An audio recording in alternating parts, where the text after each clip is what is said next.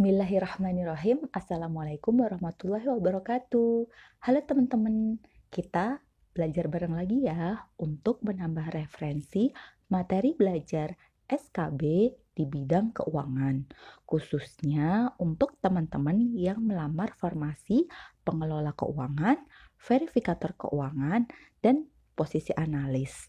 Tapi tidak ada salahnya juga untuk teman-teman yang melamar formasi lain yang masih ada di rumpun keuangan atau akuntansi untuk membaca-baca soal yang aku sampaikan ini.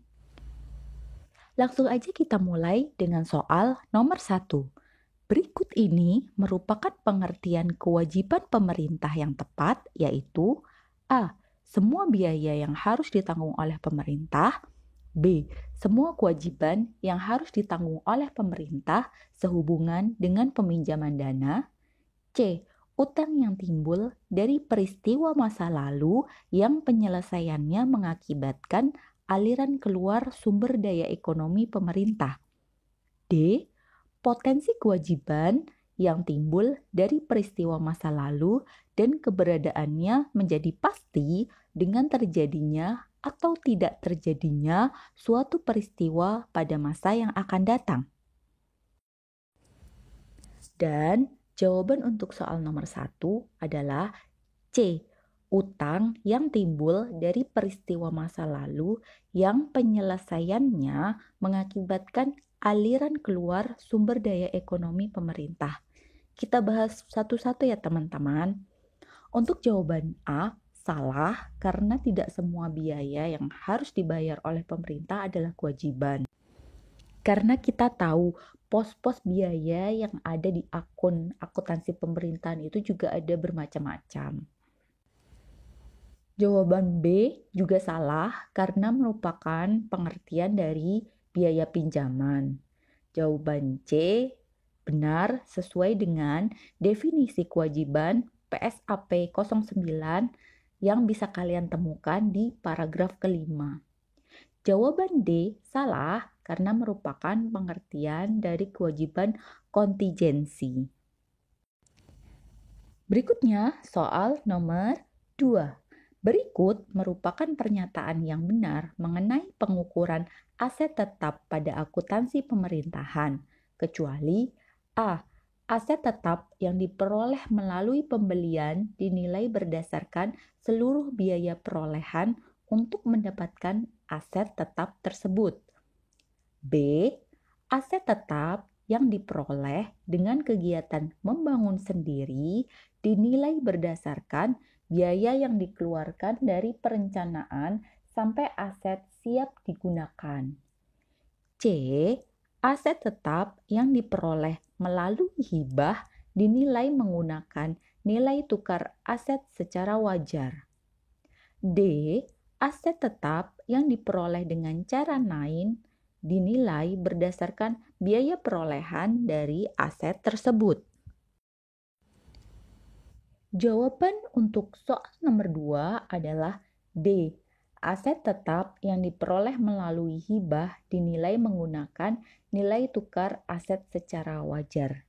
Hati-hati ya teman-teman, di pertanyaan soal nomor 2 ini ada kata kecuali, artinya yang bukan merupakan pernyataan yang benar. Kita bahas satu persatu. Untuk jawaban A, salah karena tidak sesuai dengan PSAP 07. Kita tahu PSAP 07 di paragraf ke-20 pernyataannya seperti ini. Aset tetap dinilai dengan biaya perolehan. Apabila penilaian aset tetap dengan menggunakan biaya perolehan tidak memungkinkan, maka nilai aset tetap didasarkan pada nilai wajar pada saat perolehan. Nah, untuk jawaban B dan C juga jelas salah, tidak sesuai dengan PSAP 07. Kalian bisa cek langsung ya isi PSAP 07 secara menyeluruh. Oke, soal nomor 3. Soalnya cukup panjang, hati-hati untuk menjawabnya ya teman-teman. Pada neraca Pemda Boyolali per 31 Desember 2018 diketahui bahwa kas daerah senilai 50 juta. Persediaan 45 juta. Investasi jangka panjang 100 juta. Aset lainnya 85 juta. Sehingga total asetnya sejumlah 280 juta. Untuk utang jangka pendek 30 juta. Utang jangka panjang 150 juta. Sehingga total kewajibannya 180 juta. Pertanyaannya, pada tanggal 5 Januari 2019, Pemda Boyolali menjual 20% kepemilikan investasi seharga 23 juta. Bagaimanakah jurnal untuk mencatat transaksi ini? Dengan asumsi telah dilakukan pencatatan laba sampai dengan semester tersebut. Pilihan jawabannya A. Dicatat pada tanggal 5 Januari 2019, kas sebesar 100 juta di sisi debit, investasi jangka panjang 100 juta di sisi kredit. B. Kas 23 juta di sisi debit, investasi jangka panjang 23 juta di sisi kredit. C.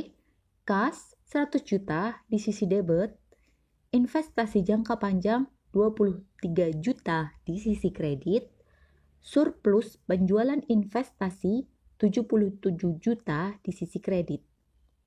D. Kas 23 juta di sisi debit, investasi jangka panjang 20 juta di sisi kredit, surplus penjualan investasi 3 juta di sisi kredit. Dan jawaban untuk soal nomor 3 adalah D. Bagaimana nilai tersebut bisa diperoleh? Kita hitung bersama-sama ya. Nilai investasi yang dijual diketahui dari soal adalah sebesar 20%. 20% dari 100 juta, kita lihat lagi, 100 juta investasi jangka panjangnya, sehingga nilai yang terjual nominalnya adalah 20 juta. Kemudian, kas yang diterima 23 juta, dijual sebesar 23 juta. Artinya ada keuntungan sebesar 3 juta. Jadi, jawabannya adalah D. Kas yang diterima sebesar 23 juta, kemudian investasi jangka panjang yang dijual 20% dari 100 juta adalah 20 juta di sisi kredit, kemudian ada kelebihan penjualan atau surplus penjualan investasi sebesar 3 juta. Jawaban A, B, dan C otomatis salah karena jawaban A yang dijual itu hanya 20% dari nilai investasi, bukan semuanya. Kemudian jawaban B salah karena belum ada jurnal untuk mencatat keuntungan dari penjualan investasi. Jawaban C, kenapa salah? Karena bila 100 juta yang dicatat, maka itu berarti kan yang dijual semuanya ya teman-teman, nilai semuanya. Sementara di soal yang ditanyakan adalah 20%. Ingat ya, kita garis bawain. Soalnya cukup panjang, makanya mungkin ada teman-teman yang terkecoh atau terjebak seperti itu. Soal nomor 4. Jika atas kapal patroli laut milik Direktorat Jenderal Bea dan Cukai dibeli pada tahun 2013 dengan masa manfaat sampai dengan tahun 2023. Pada tahun 2015 dilakukan penilaian aktiva kapal patroli laut tersebut sehingga masa manfaat bertambah sampai dengan tahun 2025. Bagaimana satuan kerja melakukan penyajian informasi ini? Pilihan jawabannya A. Cukup disajikan pada catatan atas laporan keuangan pada tahun 2015 karena perubahan masa manfaat aset tetap tidak mempengaruhi anggaran pendapatan dan belanja satuan kerja. B. Disajikan pada laporan operasional dan catatan atas laporan keuangan sejak tahun 2013 karena masa manfaat aset bersifat resiprokal atas depresiasi yang telah dibebankan di tahun sejak aset diperoleh. C. Disajikan pada laporan operasional dan catatan atas laporan keuangan sejak tahun 2015 karena pembebanan depresiasi atas perubahan masa manfaat dapat dibebankan sejak tahun berjalan.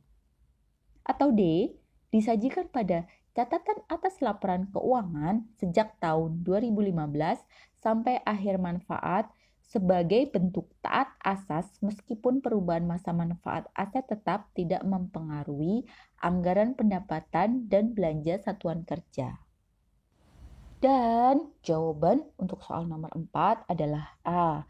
Cukup disajikan pada catatan atas laporan keuangan tahun 2015 karena perubahan masa manfaat aset itu tidak mempengaruhi anggaran pendapatan dan belanja satuan kerja. Kita bahas satu-satu untuk pilihan jawabannya. Jawaban A itu pernyataannya sesuai dengan PSAP 10. Kalian bisa cek langsung karena cukup panjang ya teman-teman. Takutnya kalau aku bahas di sini terlalu panjang.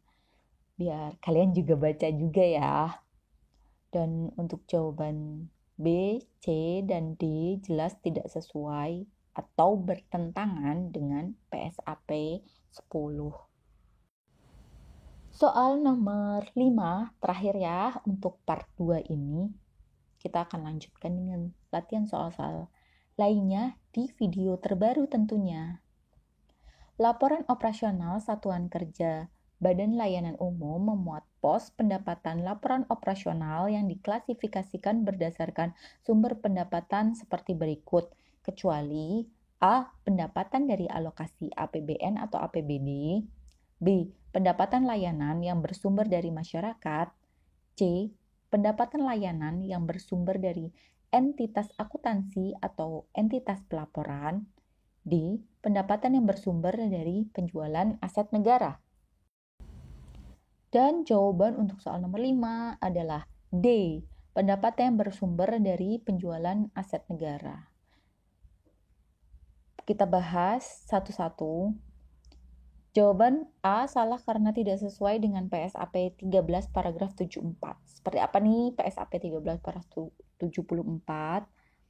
Laporan operasional Satuan Kerja BLU itu memuat pos pendapatan laporan operasional yang diklasifikasikan berdasarkan sumber pendapatan sebagai berikut.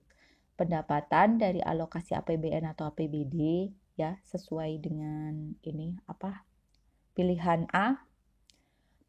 Kemudian pendapatan layanan yang bersumber dari masyarakat itu sesuai dengan pilihan B.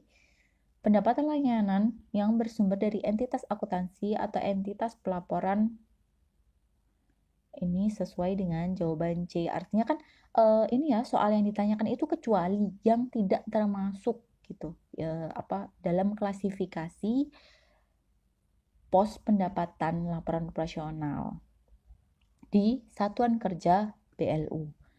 Kemudian selanjutnya adalah pendapatan hasil kerjasama, pendapatan yang berasal dari hibah, dan pendapatan kas atau barang atau jasa, pendapatan BLU lainnya. Nah, kemudian bila terdapat rincian mengenai pendapatan satuan kerja BLU, maka harus disajikan lebih lanjut pada catatan atas laporan keuangan. Itu bagian dari PSAP 13 paragraf 74. Jadi jawaban A, B, dan C itu termasuk karena sesuai dengan PSAP. Karena kembali lagi ya, pertanyaannya adalah kecuali. Jadi yang tidak benar adalah D, pendapatan yang bersumber dari penjualan aset negara. Oke, itu tadi soal-soal latihan untuk menambah referensi. Tidak ada salahnya untuk semakin tahu, semakin banyak pengetahuan. Nggak perlulah teman-teman berpikir, rugi belajar ini kan tidak sesuai dengan jurusan atau formasi yang dilamar. Tidak ada salahnya selama masih satu rumpun. Karena seperti informasi yang pernah aku dapatkan nih, bahwa soal itu kan disusun oleh oleh bagian yang berwenang. Kemudian soal-soal itu dijadikan semacam kayak bank soal nih, bank soal untuk rumpun akuntansi. Nah, ketika rumpun akuntansi ini udah ada, kemudian pas kita CAT, di sini aku ngebahas CAT ya, terlepas dari untuk formasi tertentu di lembaga atau kementerian tertentu itu ada tes-tes lain ya. Nah, itu bank soal itu nanti akan disesuaikan. Kita misalnya daftar untuk verifikator keuangan. Nah, itu nanti akan ngeling kan dari info yang aku dapat tuh ke bank soal rumpun keuangan. Karena rasanya dari pengalaman teman-teman yang sudah tes, dari pernyataan mereka yang misalnya daftar di formasi yang sama tapi di tempat yang berbeda. Misalnya gini, teman aku sama-sama pengelola keuangan. Yang satu daftar di Kementerian Luar Negeri. Yang satu daftar di Kementerian Pendidikan. Nah, itu kan sama ya untuk formasinya. Nah, kan nggak mungkin si orang yang nyusun nyusun soal ini bikin ini khusus untuk soal yang daftar di Kementerian Keuangan, ini khusus untuk daftar yang di Kementerian Luar Negeri, ini untuk yang daftar di Kementerian Pendidikan. Itu sangat-sangat tidak mungkin. Artinya sebuah formasi itu tuh akan dilihat berdasarkan rumpunnya. Nah, yang dilihat itu jabatannya gitu.